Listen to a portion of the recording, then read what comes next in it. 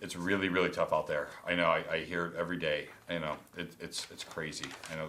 This is just. All right, market of the moment. Take 212. I know. It's so. Done. No. Oh my gosh. Hey, let me call you back in about 30 minutes. I'm walking into something. Sorry about that. Well, gosh darn it. Welcome to Market of the Moment, Don. And ironically, I was just looking. We are on take 212. It makes a lot of sense, right? So I actually think we should talk about 212 then. So, if okay. that's the case. So, Sharon, it was about 2 years ago, you made 212 as the theme for our sales team. Yep. So what does that mean? What does that mean to you? Well, 212 first of all, it's a great little book if you haven't read it. And it's about taking your business to that extra degree, to that 212. And it talks about how, when you are on a train, it takes 211 degrees for, water to start boiling, but at 212, you get steam. So now you can take a train and move it. We've really implemented that into our business is what we've done, Don. And, I love these kind of conversations with you and I because we do talk and strategize on things all the time. And we just did it this week in the sales meeting, what are we all doing today to take our business to that one extra degree, right? And now more than ever, right? So we've all seen this change in the market over these last few months. Yeah. And we kind of look at 4th of July week as the week where we just really saw things make a very significant change. Yeah. So does that mean that people can't be as successful as they were? Does that mean that people can't have a year like they did in 2021? And I think that we both agree that the answer is no, that you can have it. Yeah. You just have to take it that extra degree, right? That's right. what, so. Right. Well, and I think today too, for Fidelity National Title, I'll tell you, I've been here for 22 years and in the industry for 29. We're kind of excited about the market to come because, there's so much opportunity out there. And I know, you can sit back and go, this is a terrible market or this is a struggling market, this is a challenging market, all those words, we hear them every single day in meetings we're in. And yes, it is, but it's also opportunity. And there's a lot of opportunity for everyone, including us, to go get the business we need. Right. I think we wanted to talk a little bit too. We can stay on 212, but a little bit about some of the seminars we've been to lately and what the consistent messaging has been out there. Yeah, and I think what's important is that as we're looking at this, it's like what were the takeaways that we had that we wanted to share with our partners, right? That what can we share with our partners to help them take their business to that 212th degree, and and so that they can have the results that they are looking for still in this year and going into next year. I think that the consensus is that we're going to be in this for a little bit, right? That we're going to be in this for a little bit. And regardless of which seminar we went to and which event we went to and which speaker it was, there's a lot of people out there that gives us a lot of great ideas. Yeah. And they're very intelligent people, and we don't want to dismiss anything they say. But when you hear from multiple people that, the same consensus that we're probably looking 12 to 18 months of having some tough sledding in the real estate industry, then it becomes, so how do you get your unfair share, right? How do you get your part that is, still able to sustain? And what I really love about our partner, Sharon, is that our partners aren't just looking out for their own financial well-being. Mm-hmm. They're looking to make sure that they're still meeting the needs of the families that they're serving, in buying and selling real estate. And so I know you've been to more than I have over the last few weeks of these conferences. Right. So Sharon, what were some of the things that you saw that you were really impressed by and that you wanted to make sure that our partners were hearing? Yeah, I've been very fortunate for the last few months. I've gotten to go to several different seminars and hear some great speakers out there, some very well-known ones, some not so well-known ones. And some of the consistent messaging, Don, that I think that has really resonated in everybody's presentations is that, if you want to do what you did in real estate last year, you are just going to have to do a little bit more this year. Yeah. Right. You're going to have to double up on your marketing is what we're hearing. And yes, I said double. Double up on your marketing. Yes, open houses are back. Yes, mailers are back. Door knocking is back. We're just going to have to do some of those unconventional things that we haven't really had to do based on low inventory and everything for the last few years. And part of the other consistent messaging, quite honestly, and this is great news for all of us, is you don't need every transaction, right?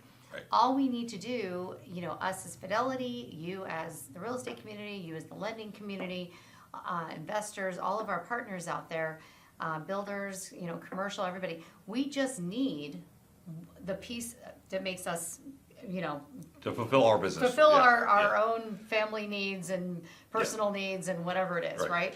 So whatever that number and that nugget is, that's what you really need to focus on each month, and then backtrack a little bit and figure out, okay, what activities do I need to do to get to that number every single month? Right. The reality is, the number of agents in MLS is decreasing every single day. Yep. And that's actually great news for the real estate community because, there's deals being taken from, the agents out there that are really producing and treating this like their business, right? Instead of a part-time job. So that's encouraging and great. And we're seeing some of that stuff happen in retraction in the title business as well. So, these are all wonderful, positive things, I think. And, it's going to be a tough year, but that's okay. That means we just have to get a little more scrappy. Yeah. And do Maybe some time to do bring that things. book back, right? I was gonna yeah. say Yeah. might be on the queue for next boot camp. Yeah. We'll Getting Scrappy. That's a great book, by the way, if you haven't read it. Anyway. So, Yeah, well, yes. and I think that like, for me, like a lot of the takeaways, and from Inman to Tom Ferry to all these different things that we've gone through, I think that one of the consistent messages that I heard was about loving on your database, and we hear Mindy say this all the time, right? Yeah. Mindy is like so good at it, and so when we hear from her later, I'm sure she'll be addressing a lot of things that's happening in the market right now, but she knows how to pay attention to the people that are in her community and to give to them. So Yeah. so if that's something that you're not doing right now, and a lot of people, they shy away from that, right? They do because it's they're afraid of, I don't know if afraid's the right word, but they're concerned with the level of confrontation they might have with somebody who wasn't happy. People made some very rash decisions Right. over this frenzy we've saw for the last 2 years. Yeah, absolutely. And maybe they don't love their house as much as they they thought they were going to. The reality is, though, it gives us an opportunity to educate them and show them what a great position that they're in. Because if they bought that house 2 years ago, they've got some equity. They've got an incredible interest rate. Yeah. And they can turn that into an investment property and then and then move on to something else, right? So, I just think that there is an opportunity for us to love on our database and love on our past clients, and to show them the value that we're here. Whether the news says lots of things. The news has a lot of different things that they're putting out there, but we're the ones that are in the trenches and understand this better than anybody else, and sharing that with our partners. Well, and we all have to be the good news bearers, right? Right. Because unfortunately, I love to say the news channels are, but they're not. So, in the real estate community here, we all have to be out there preaching that, this is the best time ever to buy, best time ever to sell. There's opportunities always. Right. Phoenix is known for that's our backbone, is the real estate, that happens here. So, supporting that and making sure that our business thrives and stays is important. So preaching that's important, and not preaching the opposite. Yeah. Because again, any way you look at it, there's life events that are happening with people every single day, and that's another message that's been resonating in all these seminars.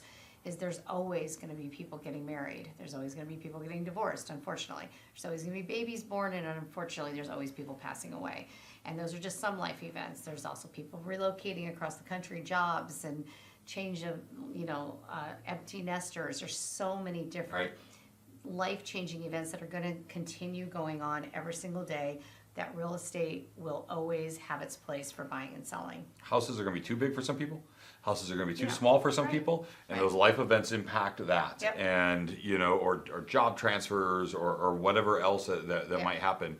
And it's important that we think about that. And just from a financial wellness education, to educate people on what those opportunities are, right? I mean, there's Right. still amazing products out there with really low interest rates where people are able to leverage the equity that they've accumulated in their home over these last couple of years and get that investment property, or turn their current home into an investment property and move on to that next property as well. So, Right. so Right, I think absolutely. that, we're so fortunate because we work with so many problem solvers. Right. And Very these different place to be here, yeah, right? and so if you see yourself as a problem solver, then then you should be in touch with your database. Yeah. Because you can help them navigate the things that maybe they don't know how to figure out themselves, and especially, I love the good news bears. Yeah. I said because because that's not what they're getting through the media, and so. So it's important that we are the ones that convey that information. Yeah, and maybe on our next show here we can talk about, because I think we're going to do this little fireside chat thing for a few weeks, right? Yeah. Maybe we can touch on a little bit, so stay tuned for this, on how do you figure out who has a life-changing event maybe happening. We just might have resources that can let you know that. So we've got some really cool stuff over here, and that's what and partners, and we're going to talk about partners too. I think we got to go down the path of what's going on out there, because we talk about this all the time anyway, but I think today more than ever, who you are partnered with today makes all the difference in your business today. Yeah, I love it. So I think that's what we should do. So over these next couple of weeks, I think that we're going to lean into some of the resources that we're doing. We're going to talk about some of the things that you mentioned, the marketing, people doubling down on marketing. It doesn't mean you have to spend a whole bunch more money. Right. It just means you have to change your efforts. Right. And so we can talk about what that means for people, Yeah. and the value of partnerships and working with problem solvers. And I think that's where we have a great time. So Sharon, I have to return this call. You better hurry up, because your phone's been ringing off the hook. I know. Everybody wants to know, what do we got to do today? Yeah. So why don't we kick things over to Amber for a update on what we are seeing in the mortgage world, Awesome. and maybe she gives us some insight into what's happening around all of that. So Amber, what you got for us? Hey, Amber Kovarik here with your 60-second market update. So last week we had the Fed announcement in regards to a 75 basis point hike to the Fed funds rate. Now, the markets were expecting this increase, and the surprise was that in the written commentary, the Fed also started to suggest that they will take into account the prior raises and maybe ease future hikes to let those prior raises go to work and do their job. But all of that changed right around 2 p.m. Eastern on Wednesday, when Chairman Powell came out with his live press conference and kind of undid everything that was in the written comments. And he made a suggestion that said that it is way too early for the Fed to make any kind of decisions in regards to easing of future Fed hikes. Upon that news, the bond market and the stock market both sold off and got worse. This is a really good point to say that the Fed hikes are not necessarily what moves the market, but it's more so the commentary from the Fed. It's going to be a lot of commentary coming out between now and the next meeting in December, and that's likely what's going to really move the market. Now, I'm recording this video on Tuesday. You're likely watching it on Thursday or later on in the week. On Thursday, we have a very important report coming out. It is the CPI, and it's the Fed's second favorite gauge on inflation.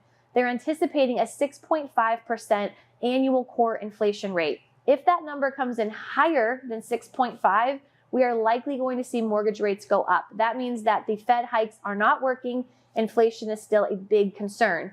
If that number comes in below 6.5%, then we'll likely see mortgage interest rates come down. That's a sign that these Fed hikes are working and we're going in the direction that we need to. So stay tuned for more information. If you have any additional questions, please don't hesitate to let us know.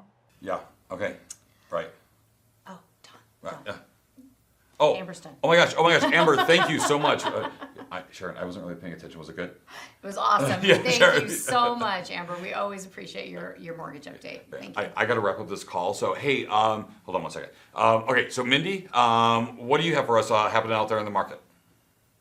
I saw an interesting post this week that said buyers are acting like it's 2018 and sellers are acting like it's 2021, and real estate agents are explaining the market by pointing to quote bubbles on TikTok. Well, I'm here to do you one better and give you a market update without any pointing or quote bubbles, and give my thoughts on this whole 2018-2021 comment. While we've seen a price correction that's taken us back to pricing seen earlier this year, pricing has not crashed, and it certainly hasn't fallen to pre-pandemic times.